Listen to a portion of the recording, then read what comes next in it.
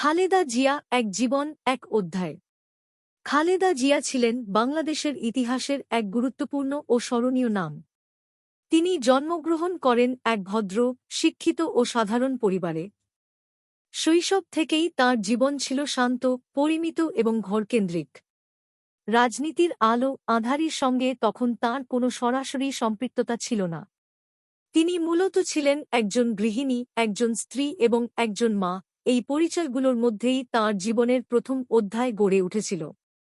সংসার ও জীবনের শান্ত সময়। জিয়াউর রহমানের সঙ্গে বিবাহের মাধ্যমে তাঁর জীবনে নতুন এক অধ্যায়ের সূচনা হয়। একজন সেনা কর্মকর্তা এবং পরবর্তীতে জাতীয় নেতার সহধর্মিণী হিসেবে তিনি খুব কাছ থেকে দেখেছেন রাষ্ট্র, দায়িত্ব এবং মানুষের আশা আকাঙ্ক্ষা। তাঁদের সংসারে জন্ম নেয় দুই পুত্র। পরিবারই ছিল তাঁর শক্তির মূল উৎস ও মানসিক আশ্রয়। জীবনের সবচেয়ে কঠিন মুহূর্ত। 1981 সালে শহীদ রাষ্ট্রপতি জিয়াউর রহমানের নির্মম হত্যাকাণ্ড খালেদা জিয়ার জীবনকে গভীর শোকে আচ্ছন্ন করে। এই শোক কেবল ব্যক্তিগত ছিল না, এটি ছিল একটি জাতির বেদনা। সেই মুহূর্তে তিনি এমন এক দায়িত্বের মুখোমুখি হন, যার জন্য তিনি নিজেও মানসিকভাবে প্রস্তুত ছিলেন না। তবুও সময়, পরিস্থিতি এবং দায়িত্ববোধ তাঁকে সামনে এগিয়ে যেতে বাধ্য করে। রাজনীতিতে প্রবেশ ও নেতৃত্ব। খালেদা জিয়া রাজনীতিতে আসেন কোনো ব্যক্তিগত উচ্চাকাঙ্ক্ষা থেকে নয়, বরং দায়িত্ববোধ ও বাস্তবতার তাগিদে। তিনি বাংলাদেশ জাতীয়তাবাদী দল বিএনপি এর নেতৃত্ব গ্রহণ করেন এবং ধীরে ধীরে নিজেকে একজন দৃঢ়, ধৈর্যশীল ও প্রভাবশালী নেত্রী হিসেবে প্রতিষ্ঠিত করেন।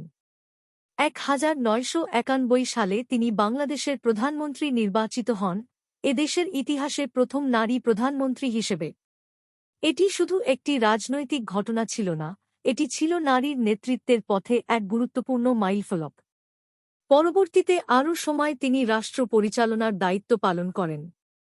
তাঁর শাসনামলে দেশ নানা রাজনৈতিক চ্যালেঞ্জ, আন্দোলন ও মতভেদের মধ্য দিয়ে গেছে। প্রশংসা যেমন এসেছে, তেমনি সমালোচনাও এসেছে, এটাই রাজনীতির বাস্তবতা। জীবনের শেষ অধ্যায়।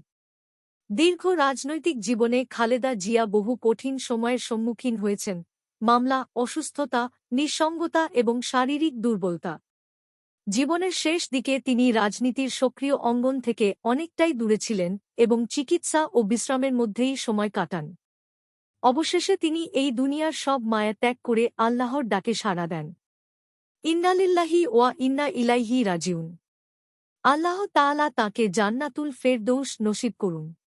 আমিন।